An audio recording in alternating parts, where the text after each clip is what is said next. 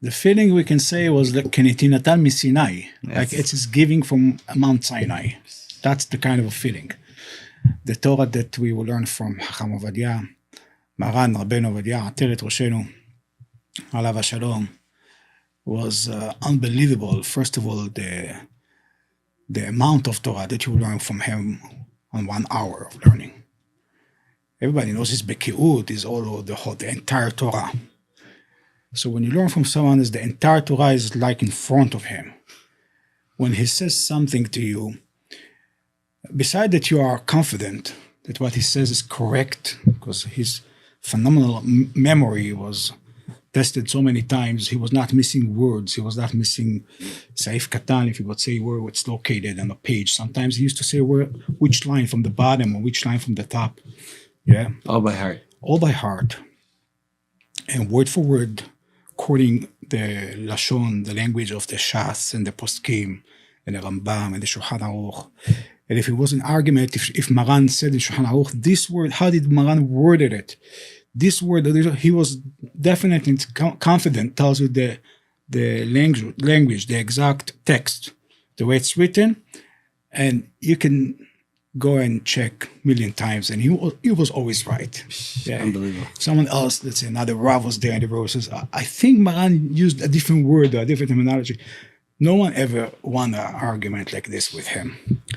So that's one thing that you know, that everything he says is corrected and meduyak, precise. But also when he was teaching, not to abroad, a big crowd, big audience. When he was teaching in a small group, Talmidim that Bnei Yeshivot, Bnei Torah, Avrechim, so it was unlimited by the amount of the material that he would bring to the table, and also the complexity of the things. So that could be of like, let's say we'll talk an hour, for an example, on Melacha she'ena tzricha legufat. It's a topic on Halachot Shabbat.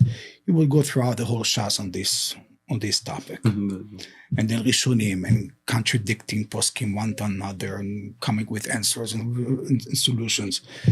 And the speed of his mind, I think faster than the speed of the light. It was so quick, so fast, so sharp. So he was younger, obviously, when I was learning by him.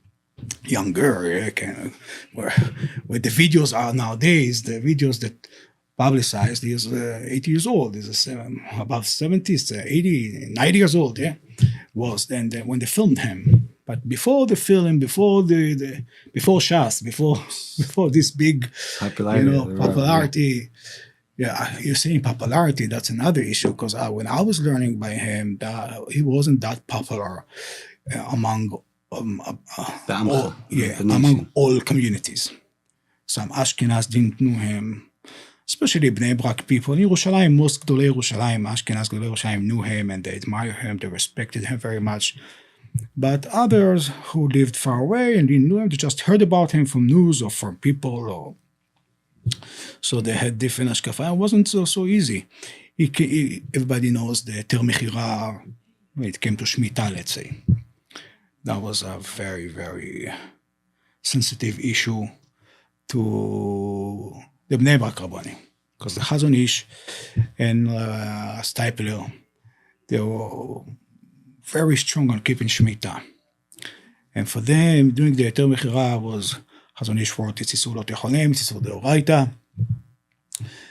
Even Rabbi Ovadiah was sticking up to the poskim. He didn't make up the Eter. The Eter was made 100 years ago, before Chazon Ish. It was made by Gdolei Dorot, Rabbi Shmuel Mohaliber, Rabbi Agron Mikotna, Rabbi Yosha Mikotna, Isa Bracha, Rishon LeZion Isa Bracha, Rishon LeZion HaMarpeh, Rabbi Rafael Meir Panigel, Gdolei Dorot, and the generations before the Chazon Ish. So he followed this poskim, and he wrote on the Ter Mechira. I think now it's printed in Yabiar Mechelek, everybody can see it. I remember the shiurim he gave on that. I remember the shiurim. He didn't leave a corner that he didn't cover from from Bereshit until Einei Kol Yisrael. The entire Torah he went through, and every sugya he was not leaving anything not resolved, any question with no answer. But that was a big controversial topic, and they hated him for that. And maybe the Shem Shamayim. I'm not saying they wanted everybody to keep Shemitah. He knew it's not realistic. There's so many not from people, they're not going to keep Shemitah. They're going to keep working on Shemitah. You can provide to the whole community in Eretz Israel if everybody's going to keep Shemitah. He was realistic. He knew the situation, and he understood it. And there is this heter mechira. It's a very solid heter. And he said it like this. I remember, I wish every psak I would give would be so clear and so obvious to me like this psak. Wow.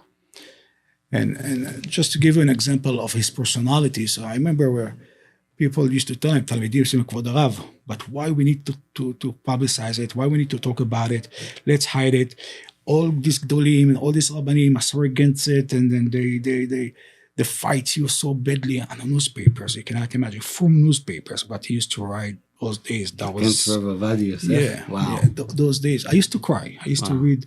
So I didn't read newspapers, but when it came to my hand and I saw those from newspaper, I would cry. This is my Rav, and I know his Yirat Shamayim, and I know his love to Torah and his love to Hashem and his fear of Hashem and his knowledge in Torah, and the way they put him down, like you wouldn't talk to a Rabbi in first grade like this. It was so hard to see.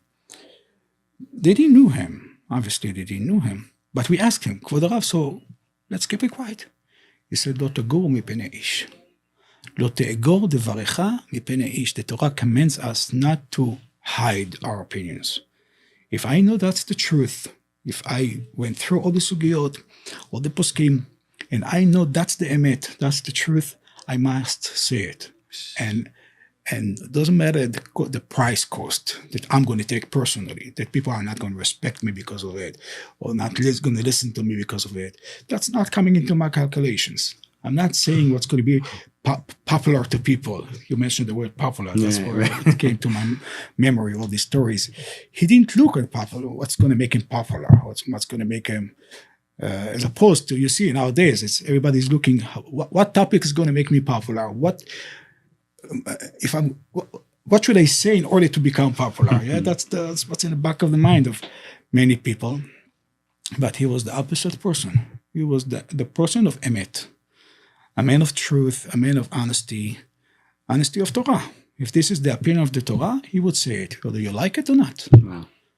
And that's also controversial terminologies that he used to use against certain politicians later on. That even from Shas, the politicians from Shas didn't like it because it didn't give them popularity. Right. And in the voting, they needed the votes. They needed votes, and that's sending people away. But he said, "I'm telling the truth. No, I'm not going to back off. I'm not going to change it. That's the truth." If he thought someone is a Rasha, he said it is a Rasha. Wow. Unbelievable. That's, how about our Ben Tzion Abba Shaul? So that's the whole, very Chacham Ben Tzion, Alav Shalom. We used to call Chacham Ben Tzion Urim V'Tumim. Urim V'Tumim because he had Chacham Ovadiah also, but Chacham Ben Tzion, the difference maybe we can say between Chacham Ovadiah and Chacham Ben Tzion to us was that Chacham Ben Tzion was more available. He wasn't the Rav of the whole Klal Israel. He was the Rav of the Yeshiva. Yeah. Porat Yosef or the Talmidim where he gave the Shaul. He wasn't running after it. He was there, he was available, and he was able to sit with you and answer your questions, and you were able to talk to him more. And he was like more on the level of a moreh, teacher, someone to teach you, and not just to teach you the material or to give you over the knowledge, to teach you how to analyze the sugya, how to understand the sugya, teach you to learn. That's Chacham Ben Tzion Abba Shaul. So both of them giants. He's a giant in Torah, so Chacham Ben Tzion Abba Shaul. But a different kind of a personality. Although they learned Havruta and they grew up in the same yeshiva, under the same umbrella, under the glory of Rabbeinu Azratia, Alav Shalom. different personalities. And Chacham Tzion was also his sharpness and depth of learning was above and beyond what this generation can imagine. I never met anyone like Chacham Tzion after Chacham Tzion. Should be very clear. And I learned by a lot of Ashkenaz Bli Gedolim, and I spoke with Divrei Torah with Bli Gedolim. I didn't meet anybody like Chacham Tzion Abba Shaul. That's his level of geonut, of geniuses. That's a whole different level. Yes, he was able to, let's say, on one vav in Rashi, he was able to be metaretz, answer 6 questions of Rishonim and Achronim, the diuk of one vav. Yeah, that's a whole different level. You don't see you don't see anything like this these days. That's something that our generation, this generation, the younger generation is missing. Not just missing because they don't have him, because they don't have this concept even. They never saw anybody in this kind of a level of depth of learning. So, and nowadays the generation, it's a speed up generation. Everything has to be on the spot. Immediately, it's a push of a button. If it doesn't come up right away, it's too slow, and it's a bad device, and everything has to be the speed of the light. And that's not how learning and growing in spirituality is. It takes time.